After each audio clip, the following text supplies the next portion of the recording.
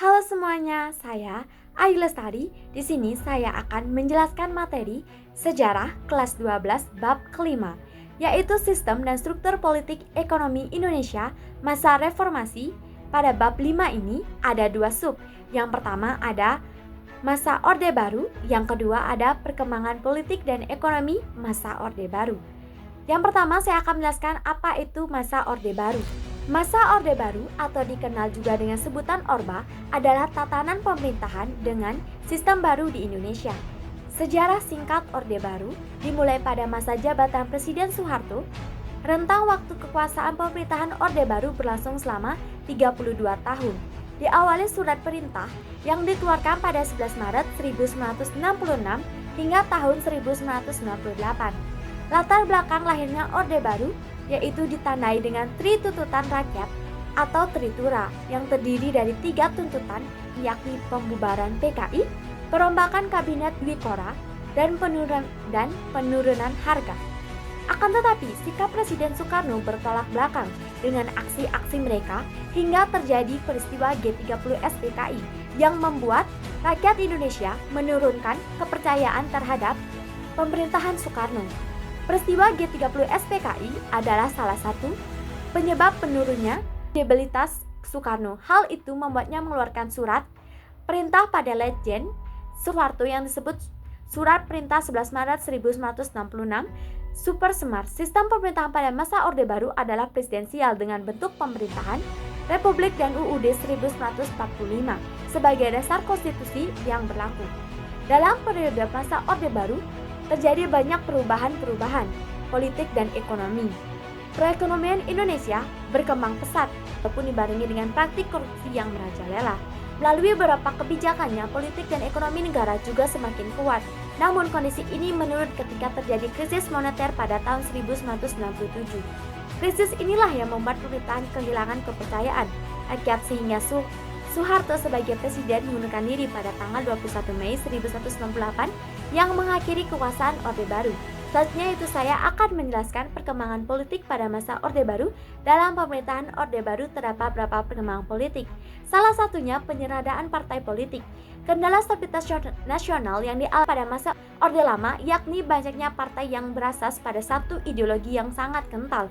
Berdasarkan hal tersebut, pemerintahan Orde Baru mengambil kebijakan guna mengurangi jumlah partai politik di Indonesia. Pemerintahan Orde Baru kemudian melakukan fusi atau penggabungan partai politik yang ada.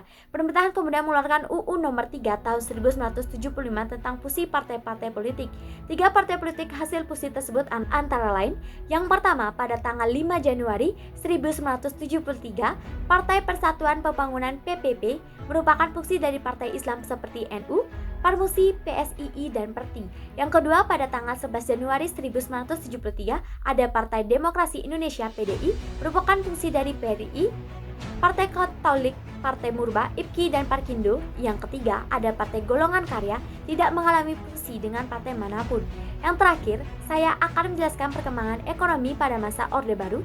Dalam perkembangan ekonomi, Presiden Soeharto membuat berbagai peraturan dan kebijakan yang diwujudkan dalam rencana pembangunan 5 tahun atau yang dikenal sebagai Revelita. Program Revelita dilaksanakan selama 6 kali yang menitik beratkan kepada sektor pertanian dan industri. Yang pertama, ada Revelita 1 pada 1 April 1969 sampai 31 Maret 1974 yang meningkatkan perekonomian dan industri, peningkatan produksi pertanian. Yang kedua, ada Revelita 2 pada 1 April 1974 sampai 31 Maret 1979 yang tersedianya pangan, sandang, perumahan, sarana dan prasarana, menyejahterakan rakyat, dan memperluas kesempatan kerja. Yang ketiga, ada Revelita 3 yaitu pada 1 April 1979 sampai 31 Maret 1984 yang membuat trilogi pembangunan dan 8 jalur pemerataan.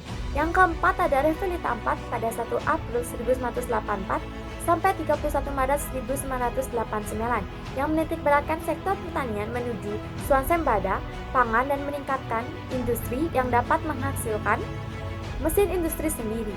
Yang kelima, ada Revelita 5 pada 1 April 1989 sampai 31 Maret 1994 yang menitik beratkan pada sektor pertanian dan industri Mesin-mesin untuk diekspor. Yang keenam ada Revilita 6 pada 1 April 1994 sampai 31 Maret 1999 yang menitik beratkan pada sektor pertanian dan industri, pembangunan, dan meningkatkan kualitas sumber daya manusia sebagai pendukungnya. Sekian penjelasan materi dari saya. Jika ada salah kata atau kata kurang dipahami, mohon dimaafkan. Sekian dan terima kasih.